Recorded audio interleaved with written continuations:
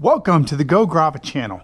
This is the first video in a series of videos that we're going to make that cover e-bike repair and scooter repair. We're going to do this series over the winter to help either bike shops that want to do this sort of work or any individual that is confident enough to do it on their own and show you the common mistakes and things that people make trying to do things on their own or trying to modify their bikes and stuff. So what I have here is I have a typical e-bike. This is only going to pertain to online bikes, right? So let me get close here and talk to you. So the higher priced e-bikes are much easier to work on. The Bosch Specialized Giant Pivot Trek bikes, so much easier to work on. A lot of that stuff, they have computer software systems. You can plug them in, figure out what's wrong. There's a supply chain that's behind all those bikes. But when we get to these online bikes and the thousands of different names of all these different online e-bikes and online scooters, there's not a supply chain and they're much more difficult to diagnose and fix in your bike shop. So I know everybody's hesitant to do these things, but you know, I think you are missing revenue if you can't at least check an e-bike in like this. This is an online e-bike. Might have been, it's a Velotric. It's old school Velotric foldable frame. And I'm going to show you how we check these in. We've been doing this for 2 years. We are pretty advanced e-bike repair shop. We've tried everything. We've done custom controllers, motor rebuilds, full rewiring and things like that. We know what we can do and what's not worth the time to do anymore, especially when these things are coming in at $800-900 online. Nobody wants to spend $900 or $1,000 to rewire their e-bike when they just bought a new one. So let's get into checking in e-bikes or e-scooters. A lot of this will apply to the e-scooters also, and how we do it. So we're going to use an acronym. Now the acronym we are going to use, let me get in position here. Let me see, where would be a good spot to put it? We're going to put the acronym here. The acronym is going to be do my best work. That is the acronym, DMBW. So DMBB, I'm messing it up. The acronym is do my best work, DMBW. So we look at damage first. We look at mods second. We look at bicycle functionality third, and then we look at wiring fourth. That's last. So do my best work, DMBW. That's the acronym we're going to use. So let's look at the first part of looking at our e-bike and seeing what's wrong with it. Now, you folks at home who are trying to diagnose your e-bike, you can follow along with me, and this will save you at least a trip to the bike shop maybe if you find something wrong, or at least you'll be able to understand what's going on with your e-bike and what the bike shop's talking about when they see the problems that you have now discovered using my do my best work acronym, DMBW. All right, here we go. So the first acronym we're looking at here is D, damage. So we stand back from the bicycle and we just look at damage. So damage is going to give you an inclination of where you want to kind of focus your attention on this e-bike. For instance, this e-bike's been laid down on this side. We can see the damage there. We'd want to really see if the rotor's bent now or if that brake caliper is actually bent. And then we can see this person like custom painted their frame. And they're also missing a little rubber grommet here. So you're going to have some water intrusion, which is not good, because the controller is down at the bottom where that water is going to run. Looking at other parts of the bike, another clear indication of damage that you may see is going to be on the ends of the handlebar here. We see we have some cracks. That's been dropped on its side, and on the brake mount right there, or on the brake lever right there, we can see it's taking some damage. It's something we want to just take note of. Then we come to the other side, same thing. We got a little nick on the brake lever, so we'll have to pay attention to those brakes. I am noticing something right away. That screw is way out. That's adjust the brakes. We'll get into that when we talk about brakes, the brake series on e-bikes.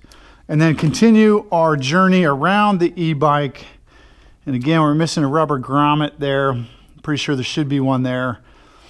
The front end doesn't look too bad. We see the lights up. That may have happened in movement of this e-bike. Coming down to the crank arms, checking the crank. Down here we see we got some scratches.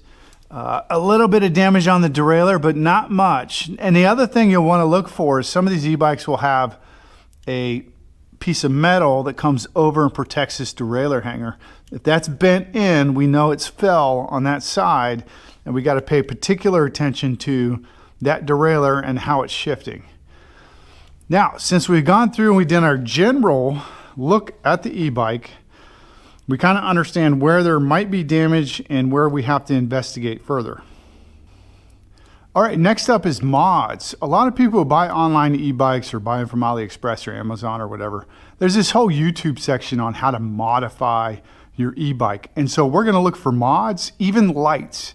A light change is a modification, and we have seen firsthand how somebody trying to change their rear light out and wiring it wrong leads to a catastrophic failure of the entire e-bike system. So any light mods should not be taken for granted. Light modifications can blow a whole e-bike up if you don't know anything about electric wiring. So, and then the other bad thing about these Amazon e-bikes and these online e-bikes is that what is red may not be red, and what is black may not be black, and what is green may not be green. They use whatever the hell colors they want to use in all these connectors. So keep that in mind if you're going to try to do your own mods. So let's look for mods. So for modifications, I'm looking at the rear light to see if it's stock. That looks pretty well stock. And really, generally speaking, you're kind of looking at the bike and seeing how stock does this thing look? Does it look stock, or does it have all these different parts on it? Does it have all these different wires running around? You know, another indication of mods is that they don't run, the person who has the bike doesn't run those wires internal. They'll just zip tie them around the outside chassis. Front light, we're looking for a mod. That does look like a modification right there, because that connector is different than now I know this because we've worked on these bikes before. That may be a mod light, but since it's the same plug connector, probably not a problem. We're looking for people trying to wire stuff up themselves, not just plugging in new plugs. Then the next thing is we check the brakes. See this brake cover's kind of off right here. But we're looking for these wire connectors. Are any of the brakes unplugged? Or is any of this stuff unplugged? These brakes act as a safety switch. So when you depress the brake, it should cut off the motor as a safety switch. What a lot of people like to do is, if some of the higher end e-bikes, they like to do wheelies on them. So what they do is they disconnect that brake sensor, which may work. Got to tell you, it could still work. And just so when they hit the brakes on a wheelie to modulate the wheelie, they don't have a motor cutoff going on them. And disconnecting brakes on a lot of bikes still works, that safety switch, but it's not, I don't like it leaving my shop with the brakes disconnected. The other thing you're looking for is, do the connectors match or not match? If it's gone to another bike shop and they're having issues and they're bringing it to you, some of the things we've seen is that other bike shops or the person themselves has wired this brake sensor switch backwards. So now open circuit is actually open and closed circuit is closed, and which is opposite, because when you close the circuit here, that tells the computer system to cut the motor off. And if you wire it backwards, then the motor's cut off when the brake is not even depressed, and you have to depress the brake to actually get the motor to work. So we've actually seen that before coming from other bike shops. I don't see any other evidence of modifications, but within those are the general areas I'm looking for, is loose wiring. If I see any wiring coming out, that's a mod. Mods usually cause problems if not done correctly. Now, the next step, I'm gonna go ahead and put the camera down, but we're gonna do a regular bicycle check. So regular bicycle check is headset, it's brakes, it's wheel bolts, it's seat and things like that. And let me go ahead and put the camera back down. I'm gonna tell you why it's important to do a bike check. Now, as a bike shop, it is so important that we're on the bicycle check portion of this. So do my best work, DMBW. On the B part, the bike check, that is where I lose so much money and so much time. Because what happens is somebody comes in and they want you to fix a singular problem on the e-bike and you forget to run it through a check like a regular bicycle. And when you go to take the bike out back to the customer and they paid for the brake bleed or the brake fix or whatever it is, they will say, oh, could you check this could you fix this headset? Oh, these pedals are loose right here. Could you take a look at that? Oh, the customer will always, at the end of the transaction, I don't know if they're doing this on purpose or what, but they'll always try to squeeze in some extra work on you. And it's better to go ahead and take your time up front and identify all the issues, because these issues take time to fix. And you don't want to be doing any free work. I mean, there are certain cases where I do a bit of free work here and there, but honestly, you got to pay me for my time if I'm going to fix your headset, fix your derailleur, fix your brakes, all these different things. Even though you're coming in for like maybe a flat tire change, if you're asking me to do additional work, that's my time that I have to charge for. So on the bicycle check, let's take a look at what we're really going to check for and what I always get caught off guard with right when I'm checking a bicycle out, and what a lot of customers are asked about. All right, first things first, when you get the bike, you're going to do a quick brake check. So I can see pretty quickly that these brakes are not working correctly because they're going all the way down to the handlebars and that bolts in. Front brake is good, very responsive, but as I push the front brake, I notice that there is some headset play. And you just put your hand right here at the top of the headset and you can feel it moving back and forth. I would identify that to the customer. Do you want me to fix your headset for you? Okay, let's go ahead and write that down on our check-in sheet. Need to fix the headset. Then we look at our brake and we say, okay, your screw is out all the way. What is going on with that? Let's talk about that screw. This is the lever adjustment screw, and the back brakes are not working. And so as we go through that, we'll want to get a flashlight, check the brakes pads. Are they worn all the way down or not? Are they even set up correctly? A lot of these online e-bikes, and let me get the camera here and show you real quick. Like these Amazon e-bikes, what you'll see happening is there'll be there's spacers in between the bolts on this brake right here. And if those are not spaced correctly, the brake pads won't wear evenly on the rotors and will actually fail before they're supposed to. This could be an indication. You could see it here where the brakes are not properly spaced out on the rotor, because we see there's a nice clear shiny part on the top of the rotor, and not too far down it's very dirty where it seems like the brake pad's not making contact. The brake pad should be making contact all the way down to where the dots stop. So that means improper alignment from the factory, which we see all the time on this. Now we got to talk about brake adjustment on this bicycle. Same thing with the back.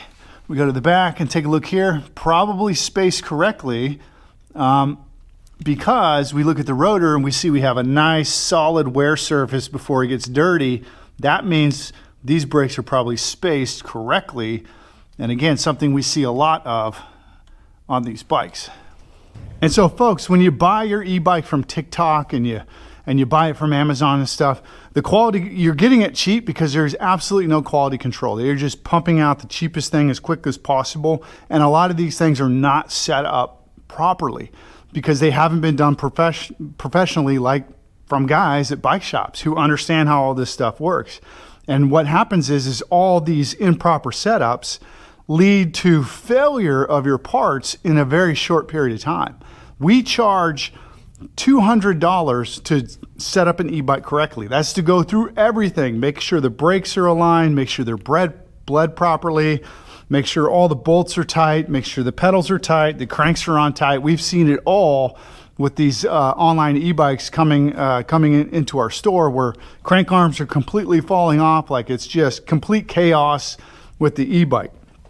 Now, as a bike shop, the other thing you're going to check is your bolts. You want to check your bolts and spacers. I get a lot of front wheels coming in, so you want to go ahead and move that front wheel because they're missing a spacer, or they're missing a bolt or something like that. They try to connect it themselves. They didn't do it correctly. One of the indications also that your front wheel is missing bolts and stuff is that it's rubbing, the rotor's rubbing on the front brake. The other thing, we give the crank, these crank arms, a little tug, see if there's any movement there, and you touch the pedals, and these pedals are actually wiggly, so the bearings are going out on these pedals. Again, that's something you want to talk to the customer about on the spot. Would you like to replace your pedals when we do your service? Now let's go to the other side of the bike. Now the last part of the bike, this is hard to do, is checking the derailleur and stuff, because you actually have to get it in the stand, and we don't always have our electronic lift available. Make sure I'm in the screen. Okay, when we to get these bikes to check the derailleur, I gotta get it off the floor. So we bought an electrical lift. I mean, that's built into the extra cost of me servicing your e-bike, is I had to buy a $3,000, $4,000 electrical lift just to get this thing off the ground, because our backs are getting tired of lifting 90-pound e-bikes onto stands, and my bike stands can barely hold them. And but yeah, you'd want to check it. Now what I do is I just turn it backwards just to make sure nothing's like getting hung up on this backwards turn. And then I'm checking to see if we have any bent derailleur pieces here or derailleur hanger.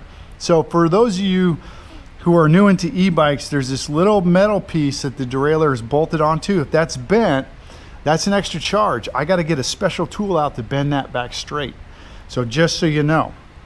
Lastly, check the crank arm on this side, and then now we're going to go into the part which is do my best work, which is wiring.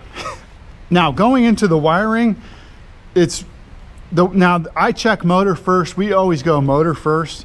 That's where most of the problems are at with e-bikes, because somebody maybe changed a flat tire and didn't reconnect the wire to the frame. You will get wires that are cut by the rotor, or you'll get some damage from the spokes or something to that motor wire. Unfortunately, if a motor wire is cut, it may very well be a dead e-bike. It just depends. We have a 25% success ratio when it comes to replacing motors that have cut wires, because what happens is if you make contact with those wires, when they're cut, they will short the whole system. Hey. Good morning. Morning. So we're going to try to look at the motor wire back here, and I'll show you what I mean. If you look back in here, that down there next to the rotor, that is the power to the motor. So when somebody at home DIY tries to install, they forget to attach or zip tie that power line, and the rotor cuts it, or something like it gets into the spokes or something, or they hit an obstacle and cuts that line. So that line has to be inspected, and if the line is cut or sheared, we can talk about what I suggest in a minute. Then the other thing we check is just the wiring coming out. Like all these cables here, like this wire wrap, if that's all removed by the user, there's a high likelihood that they were messing with that, and then we have to investigate all of that. Sometimes the frame will pinch it. We may not see it on the spot, but we're checking all these different wire connectors.